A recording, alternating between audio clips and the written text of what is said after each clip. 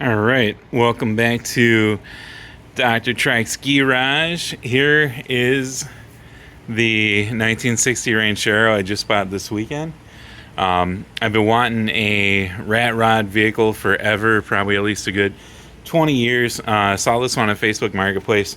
Thought it would be perfect for what I'm looking for. I wanted something I could kind of rat rod, but I wanted something with like a roof. So here in Michigan, I can kind of drive it around any time of the year because it has heat. Also, it's a Ranchero, so when we get back there, you'll see it has a bed, like a pickup truck. So that helps out a lot too because I can throw junk in there when I'm not just driving around doing rat roddy things. So check out the motor here. One thing that surprised me on these was because I've never owned anything this old before. Trying to feel around for it. There it is. So I never owned anything this old before. Oh, also, the hood wasn't attached when I went to buy it, so I just kind of like tightened down the hood real quick. So there's a huge gap on this side. This one's pretty much rubbing, so I gotta try and realign the hood. But I'm gonna be taking it off soon to paint it anyway. So I figured no sense bothering trying to align it right now. I just put a prop up here to. Oh, that I put over there to hold it, but it's better if I set it there. All right, so you can see it has the original 6-cylinder in here, straight six. So what I heard was this 6-cylinder, straight six here, back in the day would get like 30 miles to the gallon, which is pretty sweet because I'm planning on this being my daily driver at least most of the year until it starts snowing bad. So the fact it gets pretty close to probably what my brand new 2016 car gets for gas mileage is pretty dope. So I'm really happy about that. The strut towers, I desperately want to buy a kit. So far I'm looking at RRS makes a kit where you can kind of get rid of the strut tower and then do like a coilover spring. And you can do all kinds of crazy stuff with these things. They have some where you can get some. I've seen them anywhere from 2,000 to a little over 3,000, where it's an entire new like front end system with disc brakes, coilover shocks. You actually end up cutting out this entire tower and then just doing a flat thing here. So it makes a ton of, like, the engine bay is not super cramped to begin with, but I can't even imagine, dude, if you took out this tower, how much more room there would be. It's fucking insane. But that, one thing at a time so far. I just want to kind of get her going, kind of thing. So she starts and runs. From what I understand, when you try and go wide open throttle, it'll kind of stall out. So I gotta figure out what's going on with that. Might need to just clean the. Oh, and check out the carburetor. It's so small. It's a little tiny baby carburetor. So pretty much newer battery on it. Starts up and everything really good. These strut towers here, I seen they have some like aftermarket ones online because I'm probably gonna need to do something to kind of make some more room here. Definitely want to switch over the brakes to like a dual reservoir system because it's got the old school single one in here.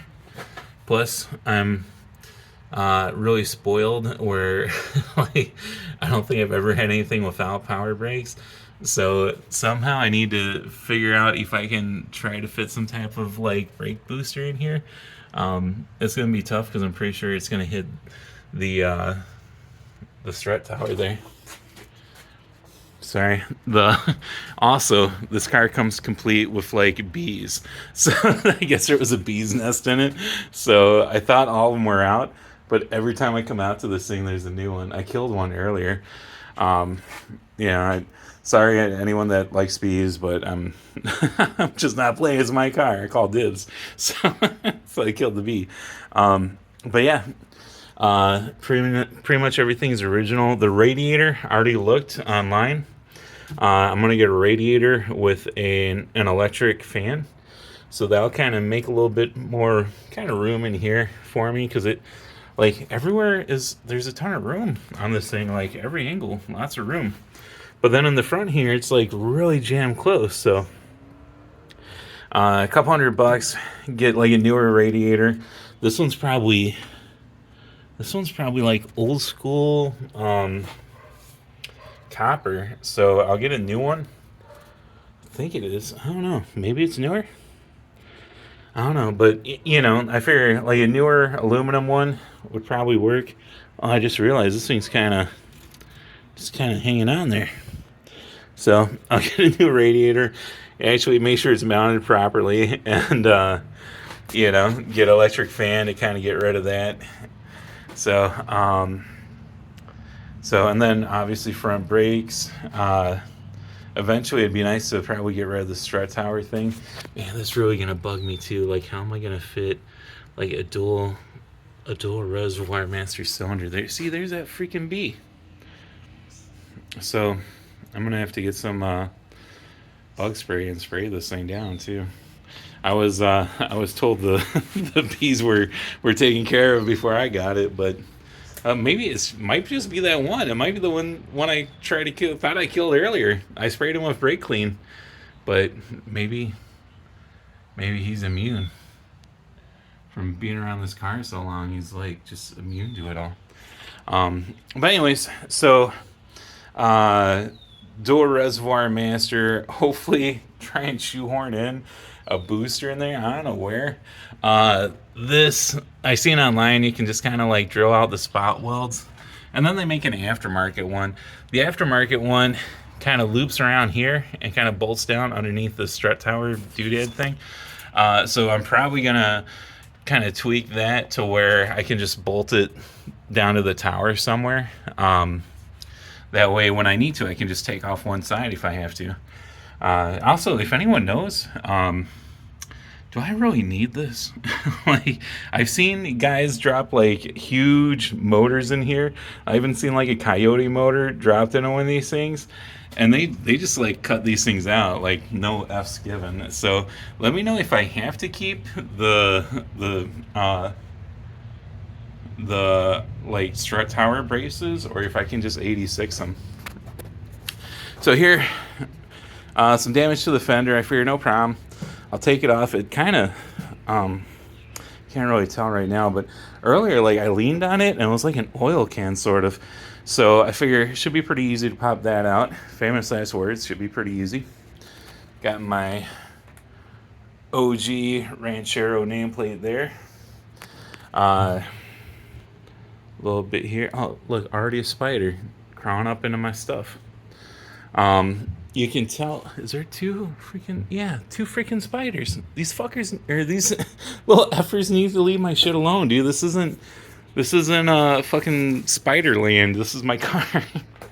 I hate spiders. So kind of natural air conditioning here, because the window, it's inside there, it's just not in. Optional mirrors, which the mirrors are inside, so it's not like I bought it without mirrors, but probably going to get rid of these. They make a skull side mirror. It's technically made for motorcycles, but I'm like, I could probably drill a hole here, because there's like it just bolts on with a stud, and it'll come kind of like whoop out to here and have a cool skull side mirror. Center mirror, rusted to hell. Replace that with a skull one. Let's see. Here is the side. You'll notice if the Rust brothers up in Canada are watching, they love it when doors close. So you'll notice that's not happening. So I got to fix that. I might even, since I'm going rat rod style, I might even just put like a bolt on the inside just to hold it closed. But I should probably actually fix it. That way, when I'm not in it, it'll be closed. So you can tell whoever did the OG paint job here, or a recent paint job, didn't really tape nothing, didn't really care too much about overspray. Well, that's okay. And then nice white top here. Lots of extra parts in there. Pretty much anything you see that's missing is inside of the car, so that's pretty sweet. Dash is in there. Oh, hold on, let me get around here. See, dash is there. Natural air, natural floor air conditioning there. So you can tell they already kind of started throwing down some sheet metal, some extra regular sheet metal back here. The one in there is actually the one they went online and bought, like, to fit, which I was like, whoa, you're a lot better person than me, because I would just got some flat sheet metal or some stop signs from the neighborhood and bolted it in, or riveted in. So still need to work on that. Let's see, you can kind of see the interior there. Came with the toe straps, because we use the toe straps to toe strap this door closed. So props to Zach for throwing in toe straps. Some sheet metal here. This is just regular flat sheet metal. It used to be flat until I put a tire on it. Now it's sort of flat. Has most of the chrome here. Nice chrome there. The other side, the chrome isn't there, but no worries, it's inside the car somewhere. And then you can see I've already started filling it full of shit. Like, all the well, most of them are parts for the coffin go-kart I'm gonna make, and then that's like a random tire I found in the parking lot of Walmart nearby, and I'm like, well, this is a good tire, so I brought it home. So, but underneath that tire is the matching spare tire for this thing. So you can't really see the back because I backed it up to the rear door, but the tires still the original 4-bolt drum tires, little tiny rims. It's probably hard. Oh, here, let me do my hand for comparison. See, little tiny 13-inch rims.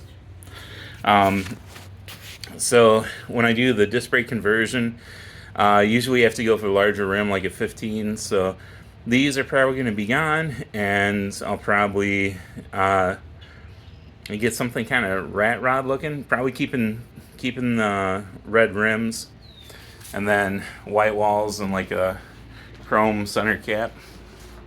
So yeah, that's